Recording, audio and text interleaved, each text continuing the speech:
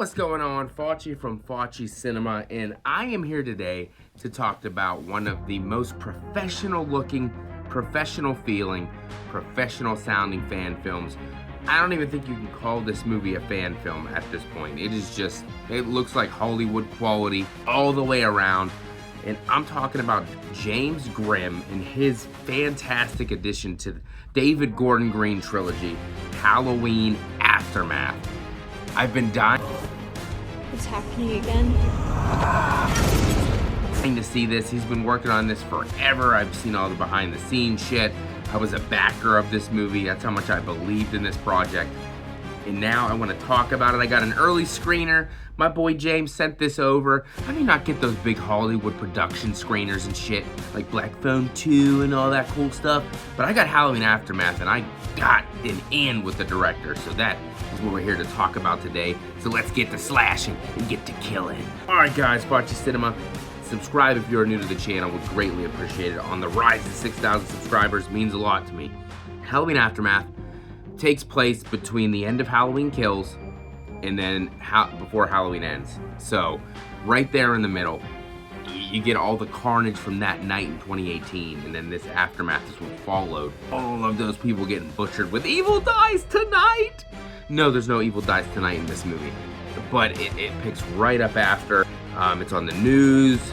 We get a great voice cameo from the wonderful Lee McCoy from Drum Dums. That was awesome to hear. The main character in this movie, Cole, you're following, you really get involved with him. He kind of got a Corey Cunningham-esque feel to him. Turning everyone against each other. And you're definitely in with him throughout this movie. You feel for him. You want him to make it out of here okay, and you want him to be the hero of this movie. And let's just say a lot of these movies eventually get to that happy ending, get some resolution. This movie, on the other hand, does not. If you're waiting for something to happen, somebody to save the day, you know, a heroic moment, it has a bleak ending. Very bleak, very depressing ending, which was kind of shocking. Like, a lot of these movies don't want to go there.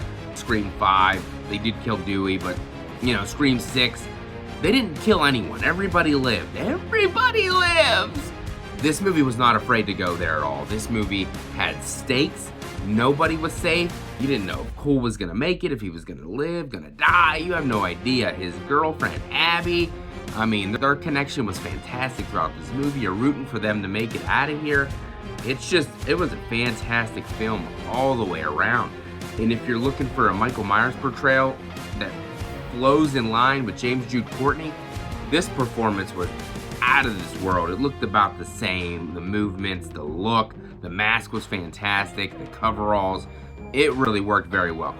His head might have been a little bit wider than James Jude Courtney because it was a little bit wide in the mask, but there's really not much you can do about that. You're not gonna get that exact look since you're not using James Jude, but it looked fantastic. I thought Myers was brutal, vicious.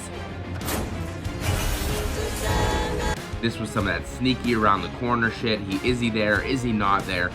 The stuff that made the original film so fantastic, James put back into this one. And I think that was missing a little bit from the David Gordon Green trilogy itself, the mystique. They tried here and there, like Halloween Kills, but they cut out those scenes for some reason. That would have been fantastic, where the bush goes into the house. That would have been great in addition to keep it in. But James really did put more of that mystique and mystery into this movie about Michael Myers. The shape, the ghost in the wind, is he there, is he not? I love that aspect about it. And also when it comes to Michael, the kills, there's a lot of kills, a lot of brutal kills. For being such a low budget, the special effects in this movie were out of this world insane. They were fantastic. You got knife stabs to the face, brutal stabs, like this is like Rob Zombie level stabs. A lot of nice callbacks to the other movies within this one. Not as so on the nose as, say, Halloween 2018. But there definitely was some nice callbacks, nice little Easter eggs that I did appreciate about this movie as well. The score, the music throughout, definitely feels like a Halloween film. Feels like it belongs with the rest of those 2018 kills and ends. It really does work very well. We get to see Corey Cunningham in the movie. I don't know, I'm not what avenue he's in the movie, I'm not gonna say, but he maybe a little wink or nod to Corey Cunningham, my favorite character from Halloween Ends, by the way. Would have been nice to get him added in kills, like a lot of people have said, which James obviously tried to add that in here, so we got a little bit about who he is and what he did. So a lot of great things working for this film. Mood, got the great Halloween vibes, we're having a party. It works really well, and the characters you really do enjoy, you like them.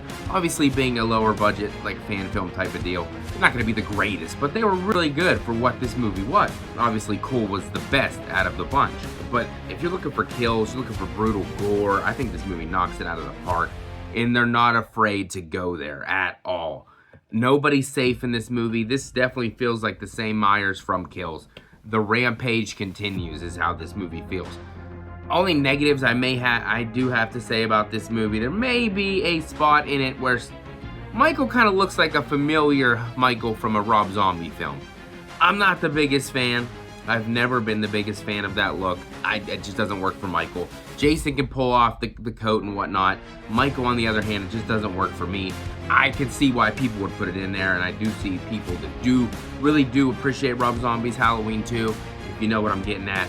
But I, on the other hand, not my thing. I didn't like that look of the character. And the scene in general, I mean, it just kind of seemed like it was just added in there. I don't really know what the importance of that was, but the kills that came with it were fantastic. For a minute there, I thought that somebody else was going to be the killer, going like a Corey Cunningham situation.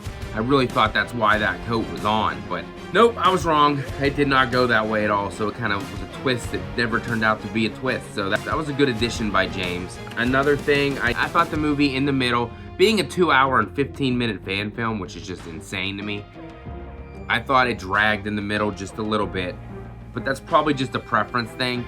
Everybody knows that I'm not into those slow burn, long movies. I like them short, sweet, to the point. So when Michael's doing his thing, killing people, slicing and dicing, all about it. But whenever they got story time going on, which is important to the story and to the movie, I get it.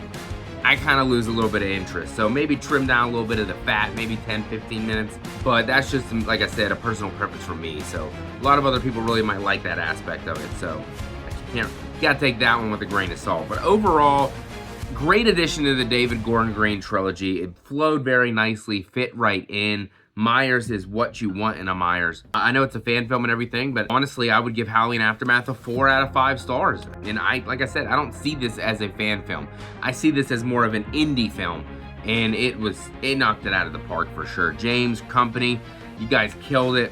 I think this is gonna be definitely a fan favorite when it comes to the Halloween fan film, repertoire out there. There's a lot to choose from, but I think this one definitely going to be up there as one of the best for sure. So James, I can't thank you enough for letting me get the early screener of this.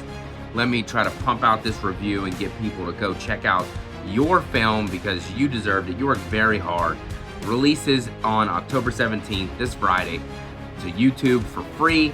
So go check it out. Go show the love to James Grimm and Company. And I can't thank you guys enough for letting me get the early screener of this bad boy. So watch out for Michael. He's always out there. Keep being yourself, you dirty son of a bitch. Just don't wear the coat. Not the coat. A happy Halloween, everybody. Enjoy spooky season. And I will see you guys in the next one.